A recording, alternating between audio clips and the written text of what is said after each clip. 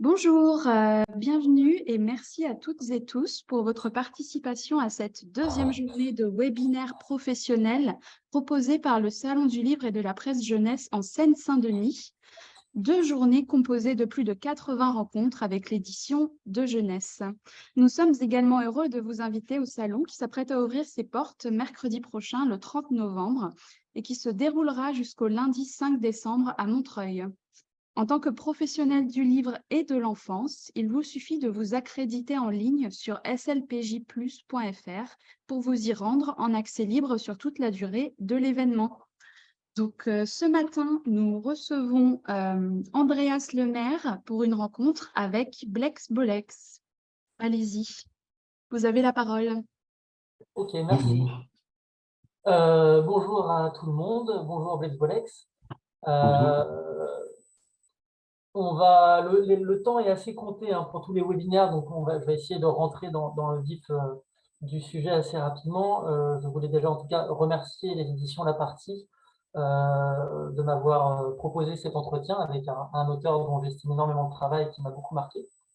C'est un moment assez important pour moi aussi, en tant que libraire. Donc on est réunis pour parler des Magiciens, qui vient de sortir aux éditions La Partie, qui est donc un livre jeunesse, puisqu'on est ici pour parler de ça. Mais en guise d'introduction, il me semble assez important de rappeler que pour le grand public aujourd'hui en librairie, Blaise Bolex est essentiellement connu pour son travail en jeunesse, mais que vous êtes un auteur, un plasticien, artiste, qui venait vraiment des milieux alternatifs. Vous êtes un faiseur d'images, vous venez de la sérigraphie, et il me semble important, en regard de toute votre production, même en jeunesse, et aussi en regard des magiciens, de rappeler cet élément d'un aspect underground, on va dire, de votre identité, puisque vous avez travaillé avec la librairie Un Regard Moderne à l'époque, avec Paquito Bolino, donc l'édition Le Dernier Cri, avec Cornelius, vous avez travaillé pour Charles Illustré, enfin, vous avez fait des choses pour tous ces gens-là, donc un peu vraiment le cœur de l'underground en France et puis aussi en Allemagne. Et il me semble important de rappeler ça parce que en fait, j'ai le sentiment, en tout cas, que quand on lit du Blaise Bolex, même quand c'est pour destiné aux enfants, il y a quelque chose qui subsiste de cet esprit underground, de cet esprit punk, dont vous parlez souvent dans les interviews, ou en tout cas des choses que vous évoquez, tout en disant que vous mettez ça de côté pour les enfants, mais en tout cas, voilà. Donc, on y reviendra dans le reste de notre entretien. Euh, donc, Les Magiciens vient de paraître aux éditions La Partie, qui est une toute jeune maison d'édition, hein, les premières publications datent de août 2021. Mais en l'occurrence, des éditions La Partie, il y a donc 4 femmes, et notamment Béatrice Vincent, en fait, avec qui il y a une longue histoire d'édition, puisque Béatrice Vincent, en fait, vous travaillez avec elle depuis une quinzaine d'années. Je crois qu'en tout, il y a au minimum en commun, que je vous connaisse, 8 livres, puisque Béatrice Vincent était chez Albin Michel Jeunesse avant. Donc, ce livre, finalement, s'inscrit dans un long travail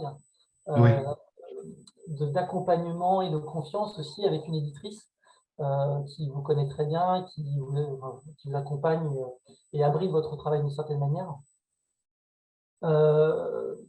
Donc, 8 livres, 15 ans de travail ensemble, finalement, on peut parler d'une certaine forme de continuité des magiciens, en tout cas, et en même temps, il y a une forme de rupture, puisque une nouvelle maison d'édition assez jeune, un gros livre de 200 pages avec des complexités techniques dont on va parler aussi, qu'on va évoquer longuement tout à l'heure.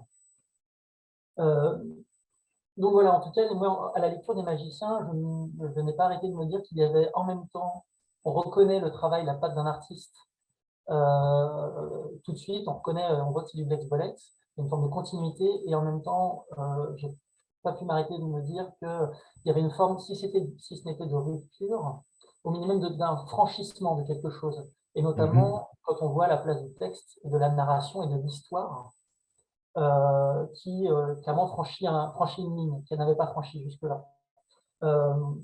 Autant dans la place que dans le rôle, encore une fois, de l'histoire et de la narration. Donc peut-être pour commencer, vous pouvez peut-être nous parler un peu des origines de ce livre, et de la volonté ou de la ride inconsciente, je ne sais pas, mais donc de cette notion d'histoire. Puisque jusqu'à présent, dans vos livres précédents, l'histoire était plutôt un jeu de contraintes et un dispositif qui permettait à l'image, elle, de développer des choses dedans. Et là, véritablement, on a une histoire. Oui. Donc, voilà. Et il commence d'ailleurs par « Il est une fois encore ». Oui. Alors, effectivement, il faut remonter un petit peu sur tout le travail qu'on a fait ensemble, Béatrice et moi.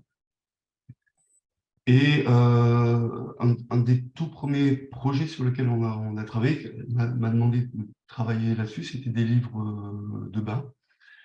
Donc des objets finalement assez réduits en termes de format, j'entends par là en termes de lecture.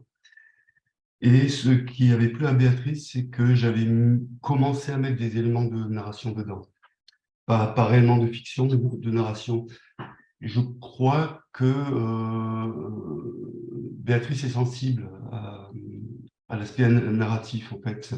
Elle aime l'illustration, elle aime le graphisme, elle aime l'image, mais je crois qu'elle aime bien que l'image porte en elle-même une forme de narration. Et après, ce qui s'est passé avec l'imagerie des gens, alors on était passé sur quelque chose de différent, sur un format connu, en fait, l'imagier. Et donc, elle m'avait proposé en fait de partir sur quelque chose de très petite enfance. Et c'est pas du tout ça qui s'est passé. J'ai proposé donc un thème qui était un peu bizarroïde, puisqu'il ne s'agissait pas de métier, il s'agissait de gens, ce qui est une catégorie assez indéfinissable finalement, et qui était plus large en fait. Donc, il fallait rentrer dans des domaines dans lesquels normalement l'imaginaire ne rentre pas, c'est-à-dire des jeux de comparaison, des jeux de miroir, des jeux de façade, des jeux du renversement, etc., ce qui implique en fait des phases narratives. Et donc, on a fait ce livre ensemble, on s'est bien amusé aussi parce que j'avais créé une sorte de structure pour poser mes images à l'intérieur du livre. Et au dernier moment, on s'est amusé à bouleverser un petit peu la structure du livre pour qu'elle soit justement pas trop rigide. Ce qui a engagé de nouveaux jeux, en fait, qui étaient aussi des jeux narratifs qui étaient très amusants. Donc effectivement, la narration, et même quand je faisais des gravesins, qui n'est pas du tout un exercice narratif, c'est essentiellement un jeu d'images. Il faut que l'image soit agressive. Là, on n'est pas du tout sur l'enfance, hein, on est sur des choses qui peuvent être extrêmement violentes, qui sont faites. Oui, avec d'autres thématiques, etc., et qui peuvent avoir trait au sexe, aux obsessions, Oui, etc. c'est ça, ouais, ouais. Mais même dans ce cadre-là, en fait, j'avais des éléments de narration. En fait, c'est comme si je n'arrivais pas à m'en empêcher, quoi. Et donc, l'expérience s'est poursuivie un petit après dans Saison, où là, les éléments narratifs étaient beaucoup plus dispersés dans le livre, parce que le propos n'était pas du tout le même. Il fallait montrer des endroits ou des objets dans différents moments, les relier entre eux, impliquer des sauts dans le temps, etc. Donc ça c'était aussi notre structure qui s'apparente aussi à une structure dramatique, on peut dire, au niveau de la construction.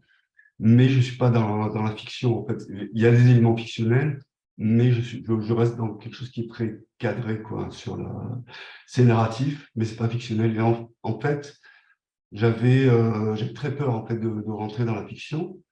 J'avais fait des livres qui comportent une petite histoire, des choses comme ça, mais pour enfants, j'avais extrêmement peur, en fait, de rentrer là-dedans.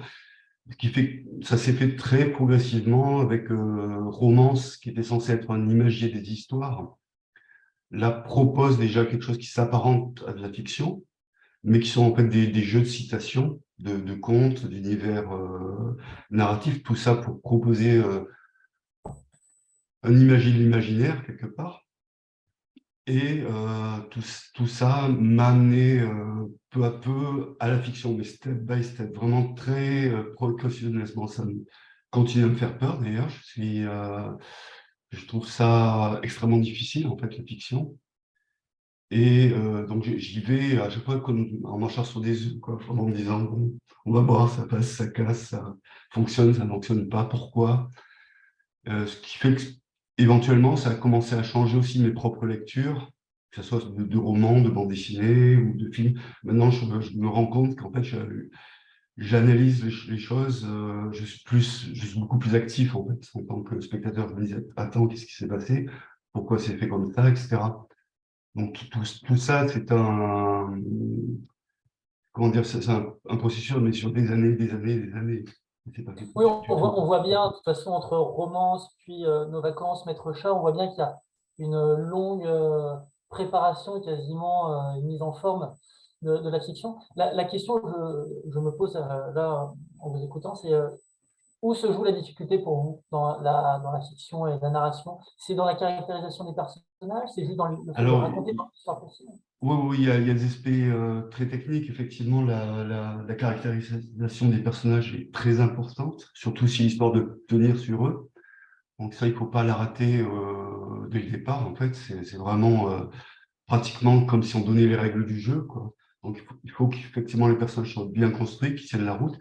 Mais la grosse difficulté de la fiction, c'est comme de construire un pont. Il faut qu'il tienne debout, quoi. Il faut qu'on puisse l'utiliser. Et c'est ça la plus grosse difficulté, c'est d'avoir des fondations qui sont à peu près stables, solides, et à partir de ça, construire des éléments qui continuent à pouvoir faire ce qu'on leur demande de faire, quoi. En fait, c'est une histoire de construction et de solidité de construction. Et s'il y a des choses qui sont trop contradictoires ou qui sont trop détachées, en fait, de ce corps de construction, elles s'effondrent toutes seules. Et en fait, on n'arrête pas je suis pas très manuel en plus, donc j'arrête pas de réparer ici et là pour voir que ça tienne, etc. Donc il y a pas mal d'allers-retours aussi, une fois qu'on a commencé à poser les bases, voir si c'est toujours aussi solide que ça en a l'air, et puis après construire un pas plus loin, etc. Et c'est ça qui est extrêmement difficile avec la fiction, je trouve. Ouais, ouais, ok. C'est marrant parce que quand on lit, notamment quand on a les magiciens en main et qu'on lit, il y a une cohérence pourtant totale et dans une forme de liberté. Mais en tout cas, on ne distingue à aucun moment justement ces difficultés que vous pouvez rencontrer vous Oui. en amont. Sinon, Et, sinon, après, il y a quelque chose qui est très important aussi, c'est au bout d'un certain temps, il faut aussi desserrer les boulons. et Sinon, en ça fait, devient trop rigide et ça, là aussi, ça peut casser parce que ça devient trop rigide. Donc, c'est- il y a vraiment tout un jeu je sais pas comment dire, de mécanicien quelque part où il faut savoir un peu desserrer par là, resserrer par ci, etc. c'est marrant Et- parce que quand je parlais tout à l'heure l'aspect alternatif de votre travail et de votre formation, etc., enfin, pour moi, c'est aussi là que ça se joue dans cette forme de liberté de dire en fait il y a des endroits où il faut desserrer, où il faut apprendre à lâcher.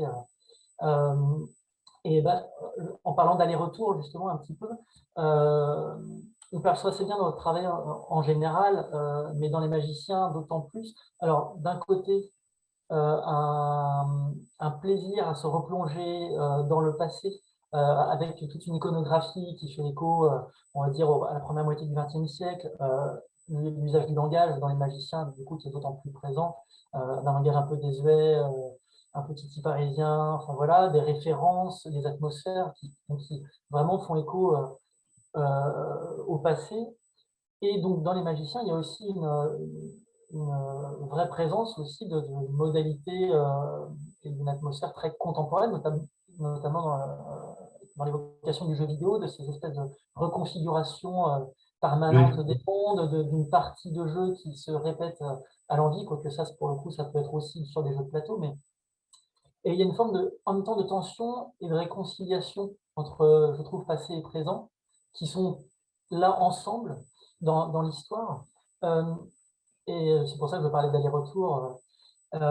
Et où se situe le curseur, en fait, pour vous, pour produire en gros du contemporain, pour faire du neuf avec de l'ancien, pour mettre en relation que Qu'est-ce qui se joue en fait quand en même temps on semble attaché à l'ancien Oui, et comment euh, on veut être dans un vocabulaire neuf? disons, je crois comprendre la question. Je vais essayer de répondre, hein. Alors, pour moi, c'est vraiment un voyage d'un imaginaire dans l'autre.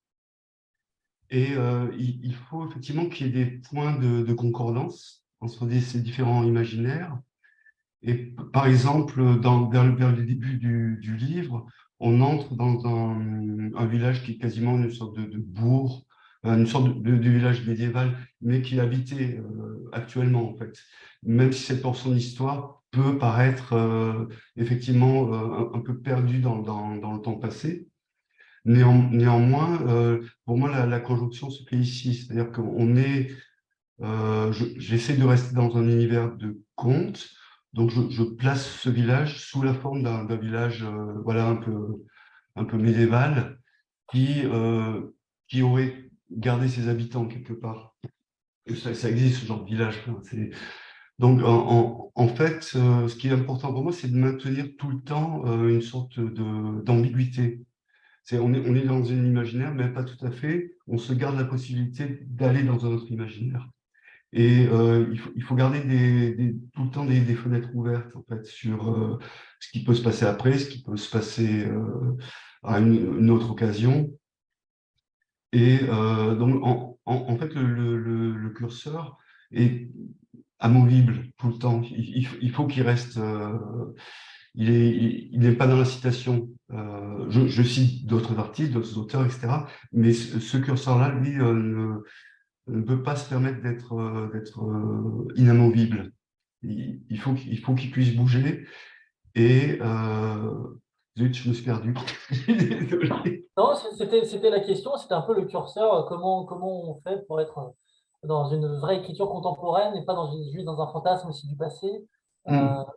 donc non, vous répondez bien, mais justement la question, notamment dans la présence de ce qu'on croit voir en tout cas comme des références aux jeux vidéo, est-ce que vous êtes influencé aujourd'hui là dans l'écriture par les modalités de l'écriture du jeu vidéo qui se détachent quand même, qui peuvent être inspirées par la littérature, etc., mais qui s'en Oui, détachent aussi? alors là, sur cette histoire de jeux vidéo, il y a un point sur lequel j'aimerais bien revenir. Effectivement, moi, c'est pas l'esthétique des jeux vidéo qui m'intéresse, enfin, pas l'esthétique visuelle en tout cas. Il y a beaucoup de choses très intéressantes. Il y a des choses, que ce soit les très anciens qui sont repris après dans le pixel art, ou ce genre de choses, ou l'esthétique hyper réaliste des jeux contemporains. Ça ne m'intéresse absolument pas, quoi. Il y a des belles choses, etc. Mais moi, ce qui m'intéresse, en fait, c'est la façon dont les développeurs de jeux, les concepteurs de jeux euh, influencent par le visuel le joueur pour lui indiquer des directions à suivre, des actions à faire, etc. C'est ça qui m'intéresse dans le jeu vidéo spécifiquement. Après, il y a, alors, je crois que ça s'appelle Romero, mais s'il y a des gens qui connaissent très bien le jeu vidéo, je vais me faire incendier.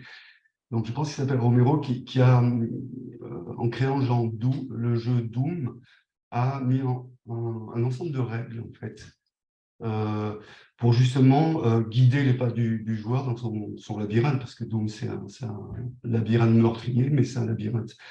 Et donc, c'est des histoires de code couleur, d'ouverture, donner l'idée au joueur qu'il y a un autre espace à conquérir, s'il accomplit un certain nombre d'actions, etc., etc. Donc, pour moi, c'est très intéressant parce que je me rends compte que ce sont des règles aussi dramaturgiques, mais qui, du coup, étant ainsi formulées, m'étaient beaucoup plus accessibles.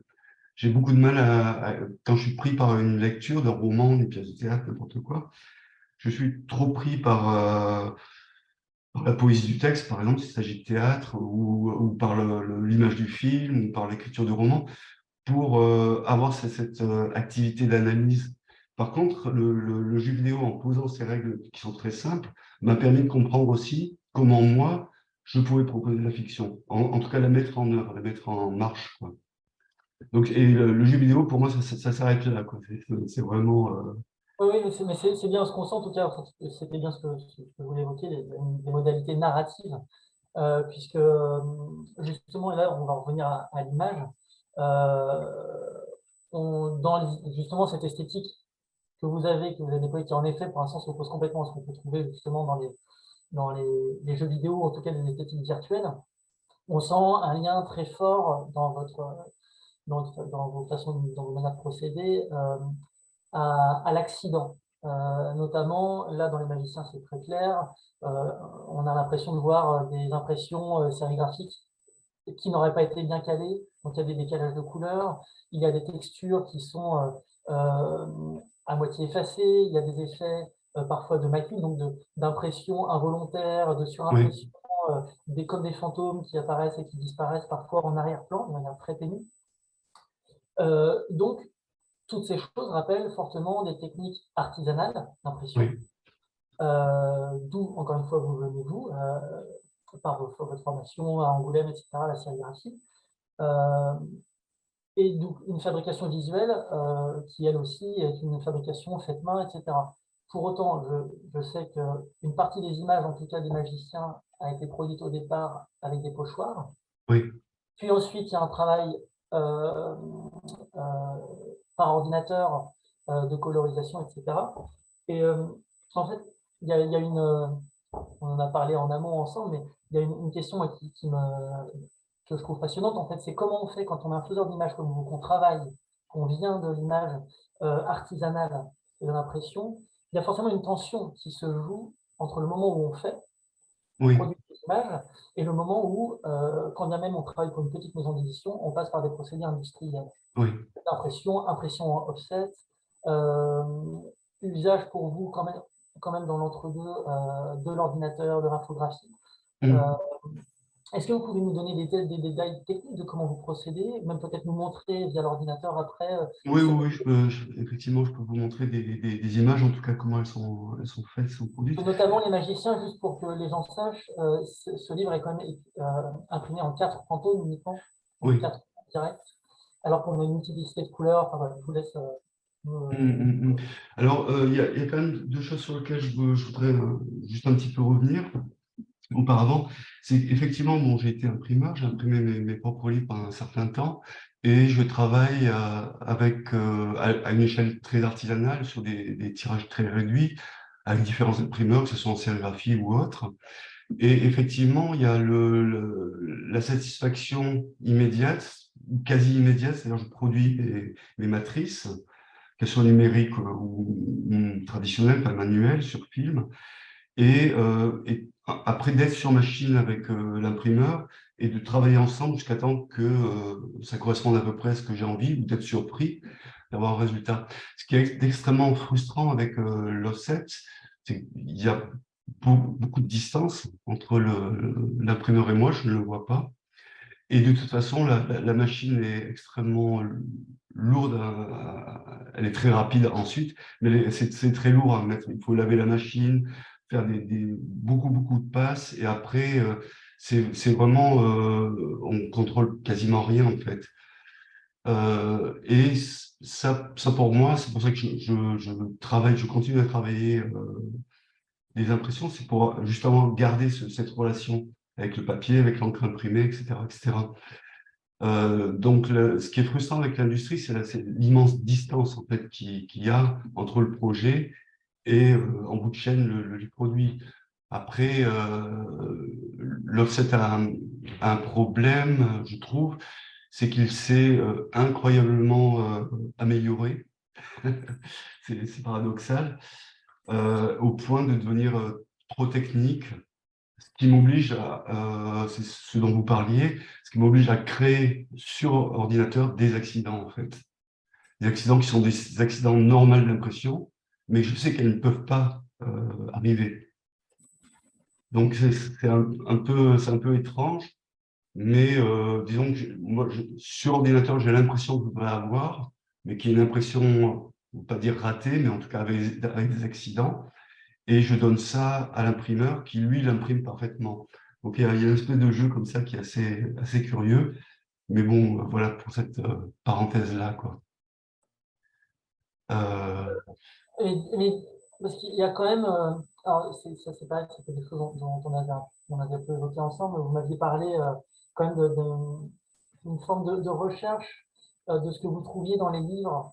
Oui, Vous avez beaucoup lu, vous collectionnez pas mal de livres anciens, des choses qui viennent un peu partout aussi dans le monde, notamment je crois Chine et Japon d'ailleurs. oui, Euh, et vous disiez que vous ne retrouviez plus aujourd'hui, à cause de cette technique, en gros, oui, hein, de cette perfection, vous ne retrouviez plus la saveur oui, des livres, ce qui était lié notamment aux nouvelles réglementations aussi concernant les encres. bien sûr, oui, oui, oui.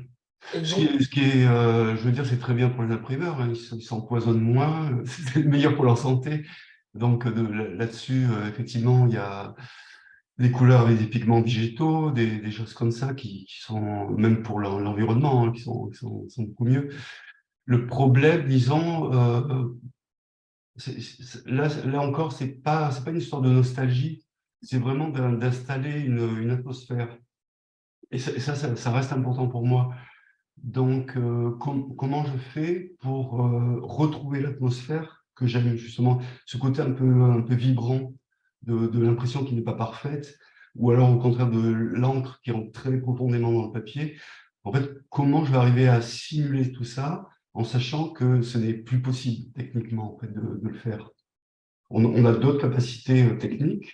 L'industrie est très forte sur certains points.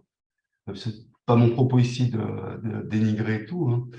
Mais ce que je cherche est atmosphérique et c'est très important pour installer à la fois mes images et ma narration aussi, parce que ça a un rôle.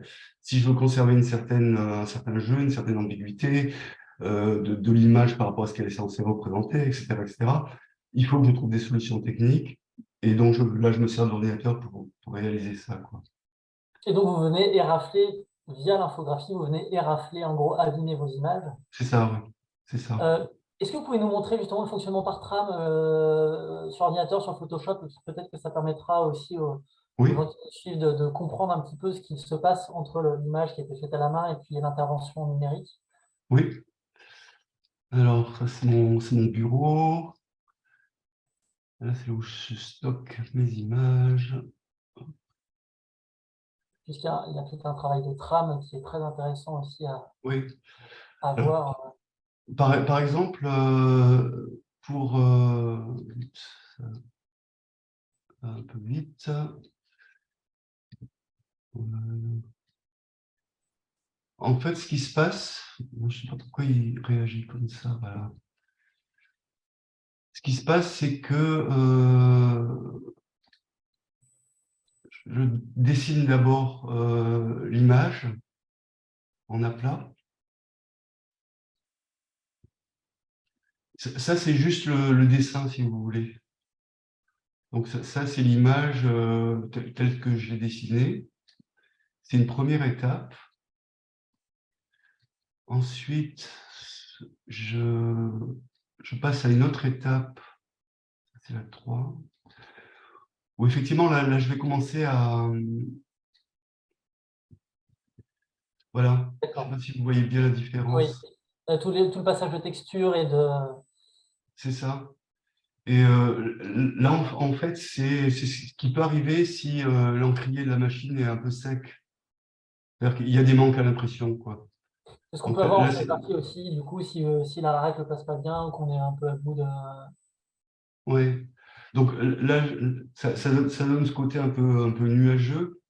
Et c'est ce que je vous disais justement par rapport à l'atmosphère, à l'ambiance. Euh, en aplat, ça a une certaine force, mais c'est très direct. Et là déjà, je commence à mettre un petit peu des éléments d'atmosphère par rapport à mon dessin. Donc ça, c'est une deuxième étape du travail. Et ensuite, toujours pareil, c'est pour...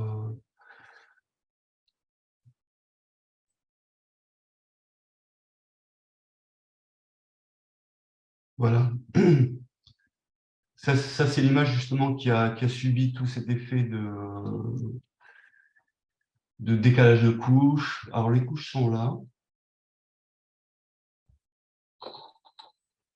Voilà. Et donc, ah,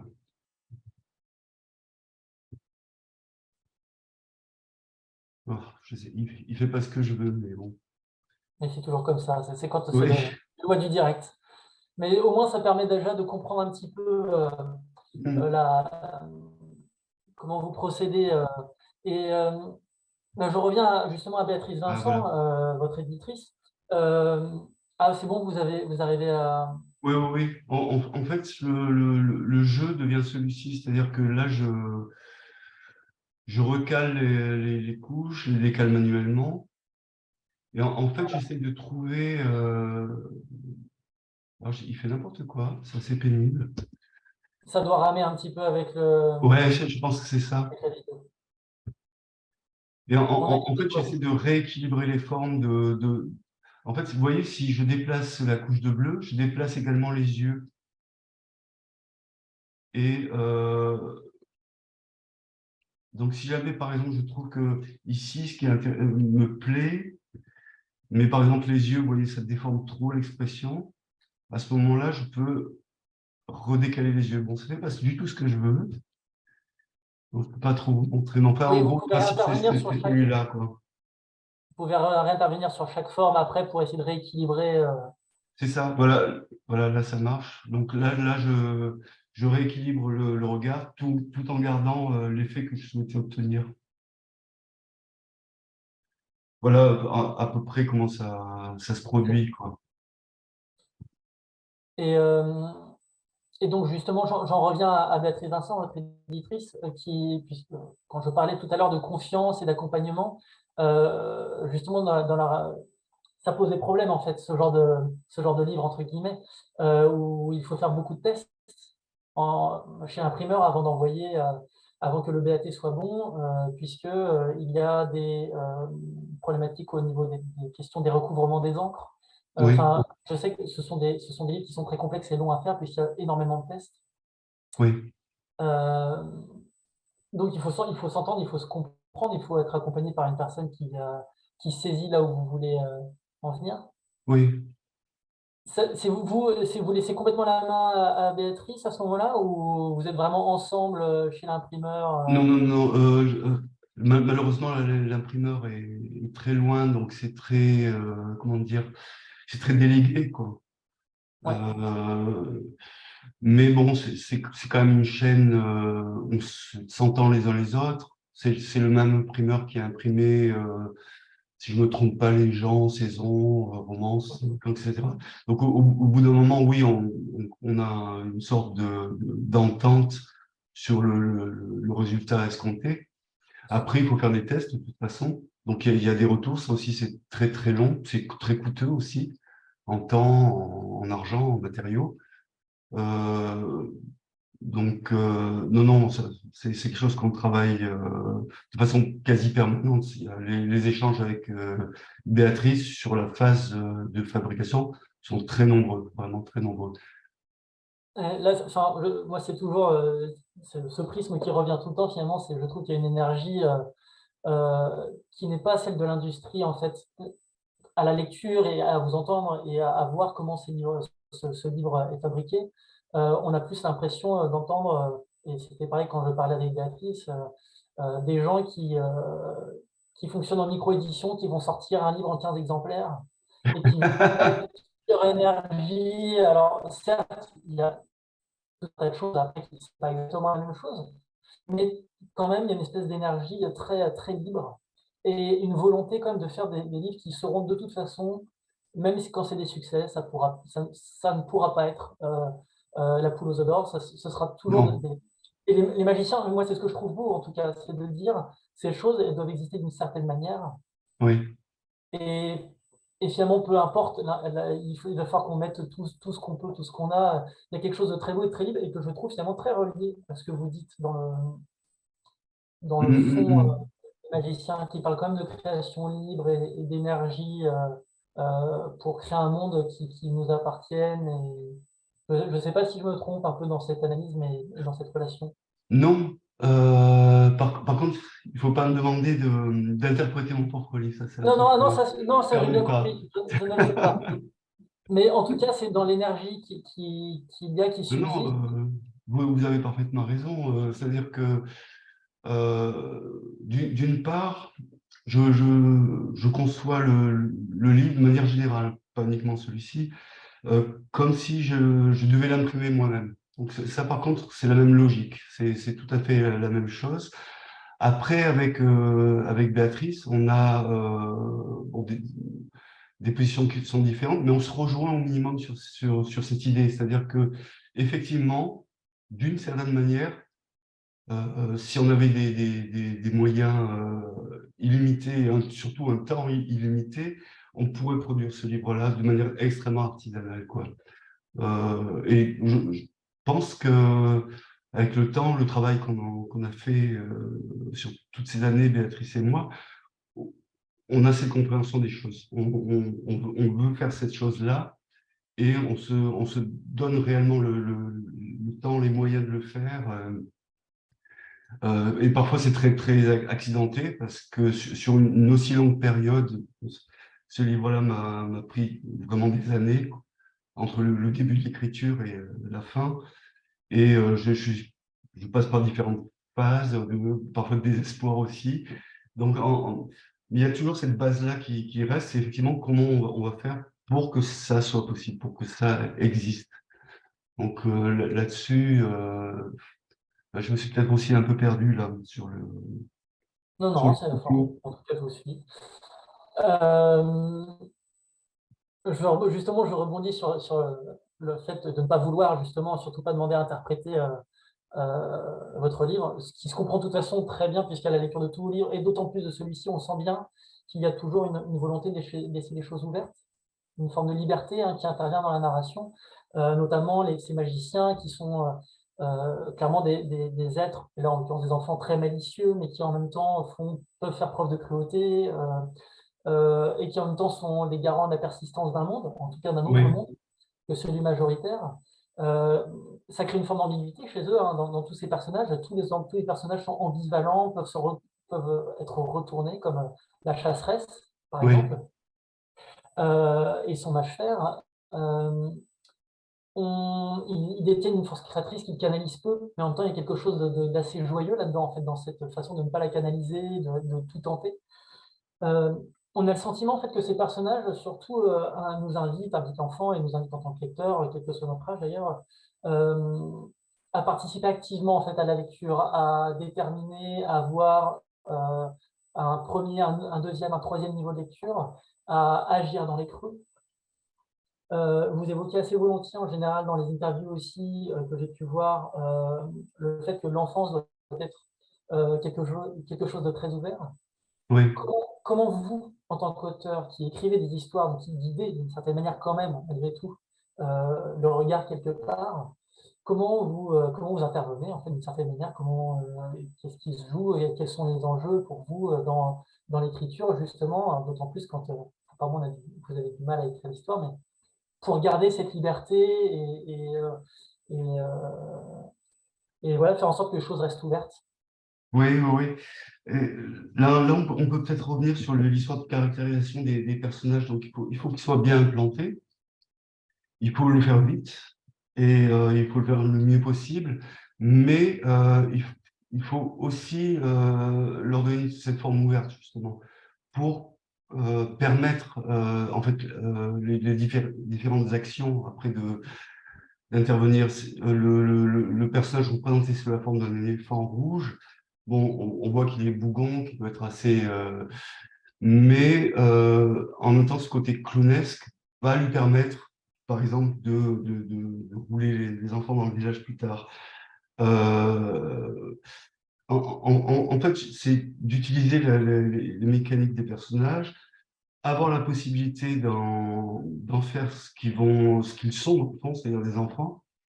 Tout à l'heure, vous parliez de fait d'être un peu les garants de la magie. En fait, ce sont les derniers magiciens. Mais malheureusement pour eux, ils sont encore tout juste sortis de l'œuf, en quelque sorte. Donc, ce sont des enfants. Et c'est comment ils prennent peu à peu conscience ou non de leurs possibilités et qu'est-ce qu'ils vont pouvoir en faire. Et pour moi, ce sont des personnages, hein, ce sont vraiment des fonctions, mais ils entretiennent toujours ce rapport avec l'enfance. Ce sont des enfants. Euh, que ce soit les enfants qu'on découvre à un moment du livre, ou que ces enfants, enfin, cette image d'enfant de ces personnages est là pour rappeler que ce sont des enfants. Enfin, je ne sais pas si je suis très, très clair là-dedans, mais en fait, oui, il y a tout le temps ce jeu d'aller-retour et de questionnement. Qu'est-ce que c'est que ces personnages? D'où ils viennent? Qu'est-ce qu'ils transportent avec eux? Et c'est en ce sens-là où ils sont importants pour moi. C'est-à-dire que là, je dispose d'un espace euh, pour amener quelque chose, pour dire quelque chose. Mais vous laissez les choses C'est assez. compliqué comme question, hein. Oui, oui, non, non, je sais, mais, mais en même temps, vous laissez certaines choses indéterminées, un peu flottantes, quoi. Oui. On a l'impression que les magiciens, il y a quand même beaucoup de ça, de dire tout peut advenir, tout peut être vu sous le prisme du jeu, de l'invention, en tout cas de la création. Mm. Là, il y a une chose tout à l'heure que vous avez dit et qui m'a étonné aussi de moi-même, c'est-à-dire qu'il y a des passages assez sombres, assez durs dans le livre, et malgré tout, effectivement, je constatais que le livre restait joyeux. Et je pense que en fait, c'est l'énergie des personnages qui produit ce phénomène-là, en tout cas. Oui, ben, il y avait déjà ça dans l'imagier, avec la présence d'un mort, etc. Il y a toujours Oui, un ensemble. Vous ne contournez pas les images qui potentiellement font un peu peuvent faire mal ou sont dures, mais il y a une oui. forme de... En fait, c'est, à mon sens, en tout cas, porté par une énergie qui, elle, est joyeuse et elle, et qui est une énergie créatrice qui porte toujours du positif, quoi. Comme il ne nous reste plus que 4 minutes, j'aimerais qu'on arrive, parce qu'il y a un très beau passage dans le livre qui se voit même dans le livre fermé. Vous suivez une composition stricte, comme dans quasiment tous vos livres. Tout le livre est composé avec une image par page, avec le texte en sous-bassement. 4/5 de la page, c'est l'image, 1/5 à peu près le texte, sauf un moment qu'on arrive même à repérer en tranches. Je ne sais pas si Oui, ça se voit, mais voilà, où d'un coup on passe en pleine page, c'est un moment catastrophe, on passe en pleine page, plus de texte, que l'image. Est-ce que vous pouvez, en 2 minutes, nous en dire un peu plus sur ce qui... je sais, alors là, je suis dur avec vous. je vais essayer. Mais de ce qui se Oui, passe un peu à ce moment-là, quoi. Enfin, je pense qu'à ce moment-là, qu'il y a un moment catastrophique, en fait, dans l'histoire, le monde qu'on crée, les trois petits magiciens est en train de s'effondrer, et la chasseresse doit s'en extirper le plus vite possible. Donc tout est en train de se déliter, tout est en train de se casser la figure, et je trouvais qu'à ce moment-là, du point de vue narratif, le texte aurait été en trop. Ça n'aurait été qu'une gêne, alors qu'on pouvait rentrer justement dans un mouvement narratif, une fuite, euh, que de mon point de vue, seule l'image pouvait donner. C'est-à-dire que c'est des moments très courts, très cut. On est dans un moment de catastrophe, c'est du spectacle, et il faut rendre justice au spectacle, en fait, dans ce moment-là. C'est la raison principale, en fait. et Essayer de bon, faire court. non, mais oui, c'est une question quoi, sur laquelle on aurait pu rester très longtemps. En tout cas, voilà, il y a des jeux sur la narration, la chasseresse qui d'un coup prend le sens inverse, c'est-à-dire qu'elle arrête d'aller de gauche à droite, mais pas de droite à gauche, une notion de rebours. Mais alors, ce que j'ai noté, et puis peut-être qu'on va essayer de conclure là-dessus, c'est en fait, c'est un moment où la catastrophe n'est que jeu, non pas, il n'y a pas de destruction véritablement. En fait, il y a un délitement des formes qui se décale d'autant plus, il y a des décalages qui sont appuyés. Et en fait, pour moi, c'est là le magicien à l'œuvre. C'est Oui, un tour de passe-passe de votre part, en fait. Puisque d'un coup, on a finalement juste des couleurs, des superpositions qui se décalent. oui. En fait, c'est le monde, c'est le décor qui est autour qui est juste décalé, mais en l'occurrence, on nous fait croire à la catastrophe, on nous met au cinéma. Enfin, voilà, il y a un très beau tour de passe-passe de votre part qui fait vraiment le magicien. Enfin, voilà, en tout cas, c'est ce que je vois.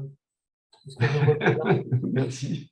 Euh, je suis désolé, hein, c'est très court, mais on est pris par le temps et en plus, ça va clôturer, je crois, à 45 piles. Donc, plutôt que de finir un peu coupé, je préfère au moins qu'on ait le temps de se dire au revoir.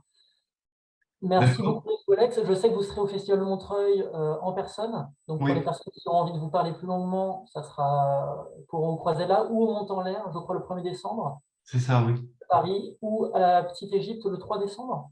Donc les 2 librairies à Paris. C'est possible, j'ai pas le calendrier en tête, mais Je oui. crois, j'ai regardé, mais en tout cas, vous pouvez revérifier. En tout cas, on peut vous trouver à Paris début décembre pour parler plus longuement et avoir même des dédicaces. Voilà, Merci. merci beaucoup à vous. Merci à vous. Merci à tous les deux pour cette rencontre. Alors, vous pouvez venir par la suite à la prochaine rencontre qui aura lieu à midi sur le thème comment aborder avec les enfants des thèmes forts, essentiels, parfois sensibles, sans se positionner en adulte donneur de leçons. Merci. Au revoir.